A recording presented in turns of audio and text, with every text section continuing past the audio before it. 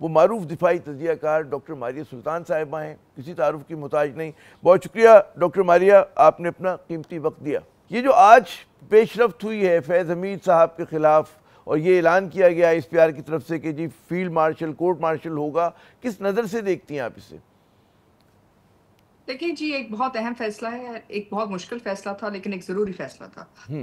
کیونکہ ظاہر ہے جب آپ کسی شخص کو جو ایک اتنے ہی اہم عہدے پر فائز ہوں ان کے خلاف یہ فیصلہ کرتے ہیں کہ کورٹ مارشل کیا جائے گا، تو اس کا مطلب ہے کہ شواہد جو ہیں وہ ناقابل تردید ہیں. پہلی بات. دوسری بات یہ ہے کہ یہ بہت لازم ہے کہ آپ یہ بات واضح کریں کہ ریاست اور ریاست کے ساتھ جو ادارے منسلک ہیں ان کے لیے اولین ترجیح جو ہے پاکستان کی عوام اور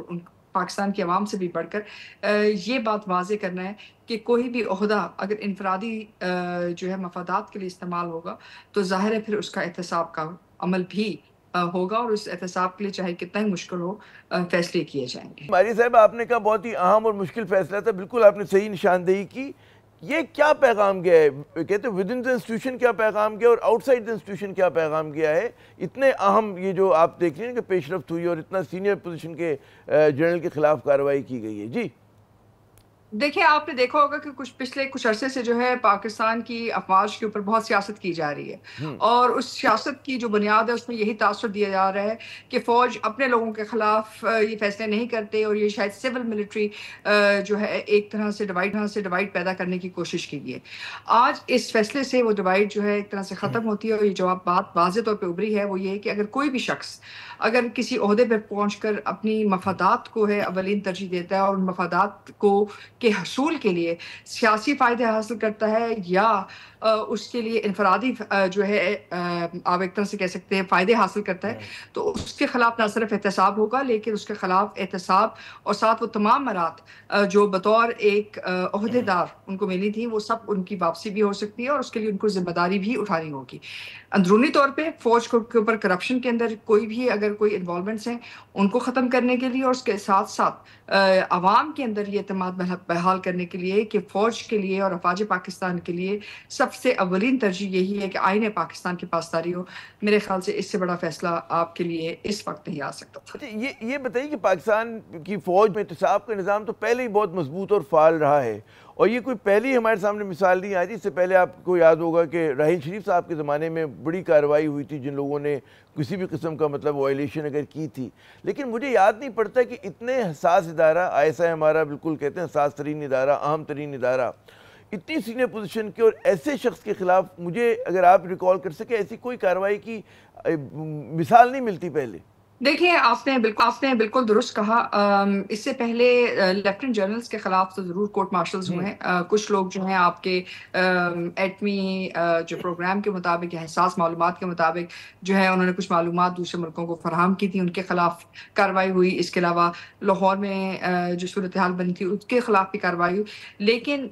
اس میں جو بہت اہم بات ہے جو ہمیں نوٹس یعنی کہ قابل غور ہونی چاہیے وہ یہ کہ سپریم کورٹ کے کہنے کے اوپر انکوائری ہوئی، یعنی کہ آپ نے سپرمیسی جو ہے آپ کے ایک اور ریاستی ادارے کی نہ صرف مانی بلکہ اس کے تحت آپ نے اندرونی طور کے اوپر اگر جو احتساب کا عمل ہے اس میں آپ تیزی بھی لے کے آئے، اور اس کے بعد اس کو ڈیو ڈیلیجنس کے مطابق اس پروسیس کو کنکلوڈ بھی کیا. کنکلوژن یہی تھی کہ اس کے خلاف جو ہے کورٹ مارشل کا فیصلہ کیا جائے، اور کورٹ مارشل کے فیصلے کو جو ہے جو ان کے حقوق ہیں فیض صاحب کے وہ ان کو دیے جائیں، یعنی کہ ان کے پاس یہ حق ہے کہ وہ ان جو بھی ان کے پاس شواہد دیے گئے ہیں ان شواہد کی تردید کریں اور فیصلہ جو ہے اس کو کے اوپر اثر انداز ہونے کی کوشش کریں. لیکن جو اہم بات وہ یہ ہے کہ جو ایک سویلین ادارہ ہے جن کا جو یہ جو سوسائٹی تھی جنہوں نے یہ جو ہے مقدمہ جو ہے پیش کیا، اس میں آپ کے پاس سول ملٹری اور اس کے ساتھ ساتھ جو دوسرے ادارہ ہے جو آپ کی جوڈیشری کے ساتھ لنکڈ ہے، اس کی جو سپرمیسی اور انٹرکیسی نظر آتی ہے، یعنی کہ ریاست اور ریاست کے جو ادارے ہیں وہ ایک طرف کھڑے ہیں اور عوام کی پاسداری کے لیے اور بالخصوص آئین کی پاسداری کے لیے کچھ بھی کرنے کے لیے تیار ہیں. اچھا، اتنے ہائی پروفائل آفیسر کا کہ ایک زمانے میں تو بالکل ہمارے وہ ہوا کرتے نا، فیض حمید صاحب کی مثال دی جاتی تھی، one of the decorated officers of Pakistan army. یہ کیا پیغام ہے ود ان دا انسٹیٹیوشن؟ اگر ذرا سا میں فوکس اس پہ کروں کہ ڈیکوریٹڈ پرسن جن کے بارے میں بڑے بڑے لوگوں کے خیالات تھے کہ بھئی وہ اہم عہدوں کے لیے ان کو سلیکٹ کیا جا رہا ہے، نومینیٹ کیا جا رہا ہے، پھر جو ان کا وہ تھا پروفائل تھا،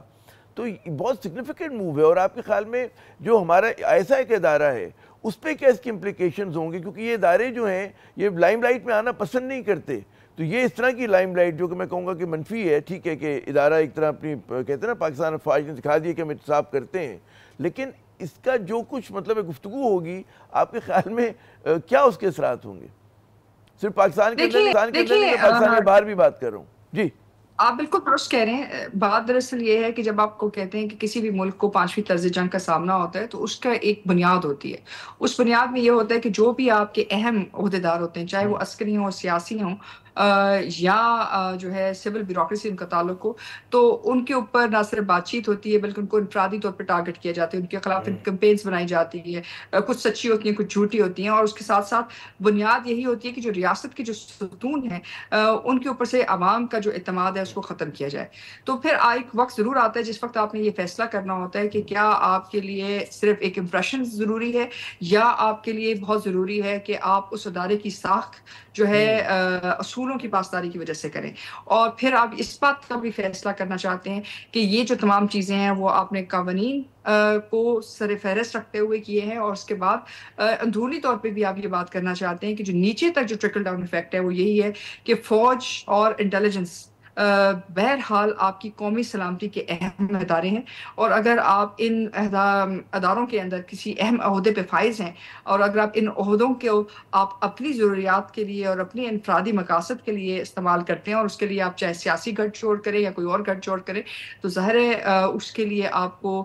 کسی بھی وقت ان کے لیے جواب دہ بھی ہو سکتے ہیں آپ اگر شواہد سامنے آتے ہیں. اور اس میں سب سے بڑی بات یہ بھی ہے کہ یہ ضروری نہیں ہے کہ آپ اس عہدے سے چلے گئے تو بعد میں آپ کا احتساب کا عمل نہیں ہوگا. اگر شواہد آتے ہیں اور آپ کے اوپر احتساب کی ضرورت ہے تو وہ عمل ہوگا, چاہے آپ ریٹائرڈ کیوں نہ ہو. ہماری یہ بتائیے گا کہ ایک پینڈورا باکس تو نہیں کھل جائے گا؟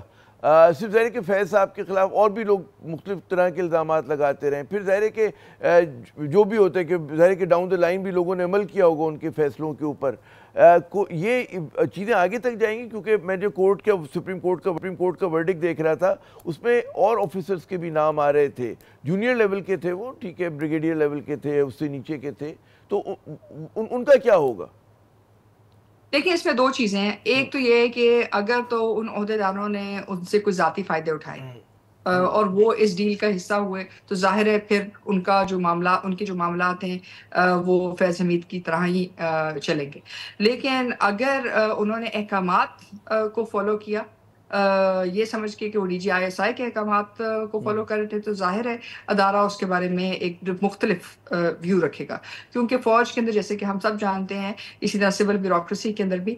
جو ہے چین آف کمانڈ کا جو کانسیپٹ ہے وہ بہت واضح ہے, اور اس کے مطابق جو رسپانسبلٹی ہے وہ بھی بہت واضح ہے. تو اس کا مطلب یہ ضرور ہے کہ انکوائری کا پروسیس ہوگا, اس میں بہت ساری اور چیزیں ہوئیں گی اور کچھ چیزیں وضاحت طلب ہے. لیکن ایک چیز بڑی واضح ہے, وہ یہ کہ اس کی جو مثال ہے اس کی بنیاد اسی بات پہ رکھی گئی ہے کہ آئندہ فوج کے اندر یا کسی بھی ادارے کے اندر اس بات کو نہ سمجھا جائے کہ کوئی چیز یا کوئی شخص جو ہے قانون سے بالادست ہے یا آئین پاکستان سے بالادست ہے. دیکھیں جو 9 مئی کے واقعات تھے, جو آج آپ کو نظر آ رہا ہے, یہ تمام جو چیزیں ہیں وہ اس بات کی وضاحت ہیں کہ اس وقت آپ کے جو پش بیک ہے ریاست کی طرف سے وہ یہی ہے کہ آپ قانون کو سر فہرست رکھیں, اور اگر اس کی بنیاد پہ آگے چلتے ہیں تو ظاہر ہے ایک جمہوریت ایک پروسیس ہے, آہستہ آہستہ کر کے آپ کے ملک میں بہتری بھی آئے گی, آپ کے ادارے بھی بہتر ہوں گے, اور آپ ایک یہ آخری لمحات سیگمنٹ کے مجھے ایک اور چیز بتائیے گا. آپ نے کہا کہ جی پاک فوج کے نام کے اوپر اس کے خلاف جو ہے سیاست ہو رہی تھی, اس کی ذرا سی وضاحت کیجیے گا. اور دوسرا اسی سے جڑا ہوا سوال کہ جب ظاہر ہے کہ اپنے ڈیکوریٹڈ آفیسر کے خلاف پاک فوج جو ہے کارروائی کری, اس کی اعلیٰ قیادت, تو کیا ہمارے سیاستدانوں کو فکر مند ہونا چاہیے کہ وہ لوگ جو گلے بدعنوانی میں ملوث ہیں اور جن کے اوپر بھی بہت بڑے بڑے الزامات ہیں, تو ان کو کسی طرح سے فکر مند ہونا چاہیے یا نہیں؟ بالکل ہونا چاہیے. دیکھیں یہ آپ کے جو عہدے ہیں یہ کسی کی ذاتی ملکیت تو نہیں ہے, چاہے آپ وزیر اعظم پاکستان ہیں, چاہے آپ DGISI ہیں, چاہے آپ آرمی چیف ہیں. یہ جو عہدے ہیں یہ آپ کے آئین سے طاقت رکھتے ہیں اور آپ کی عوام کا ایک طرح سے اعتماد کی بنیاد ہیں. اگر آپ اس اعتماد کو ٹھیس پہنچاتے ہیں اور اس کے اندر جو گھڑ چوڑ ہے وہ صرف سیاسی یا انفرادی یا اپنے ذاتی مفادات کے لیے ہے, تو ظاہر ہے پھر آپ کو کہیں نہ کہیں تو جواب دہ ہونا ہوگا، کیونکہ بہرحال یہ جو پیسے ہیں، یہ جو تمام چیزیں ہیں، یہ تمام جو پریولیج اور پرکس ہے، یہ عوام کے لیے ہیں، اور یہ آپ کے ملک کو اندرونی اور بیرونی جو خدشات ہیں ان سے محفوظ رکھنے کے لیے ہیں۔ اور یہ ایک پروسیس ہے، اور پاکستان اس پروسیس سے گزر رہا ہے، اس لیے کچھ ہم صحیح فیصلے کریں گے، کچھ غلط فیصلے کریں گے، لیکن اصل بات لیکن یہی ہے سمت جو ہے کہ وہ جو اہم اس ہوتی کے ہے۔ پیچھے جو انٹینشن ہے وہ یہی ہے کہ جو عوام کا جو رشتہ ہے ان آپ کی ریاست کے اداروں کے ساتھ، ریاست کی لیڈرشپ کے ساتھ، وہ جو ہے ایک طرح سے سب سے مضبوط ہونا چاہیے، کیونکہ اگر وہ مضبوط نہیں تو آپ کی ریاست کے لیے سروائیو کرنا بہت مشکل ہے، اور اگر ریاست سروائیو نہیں کرتی تو آپ کو ملک سروائیو نہیں کرتا۔ بہت بہت شکریہ ڈاکٹر ماریہ، آپ نے اپنا قیمتی وقت دیا۔ یقیناً کہ کوئی بھی فرد جو ہوتا ہے ادارے سے بڑا نہیں ہوتا۔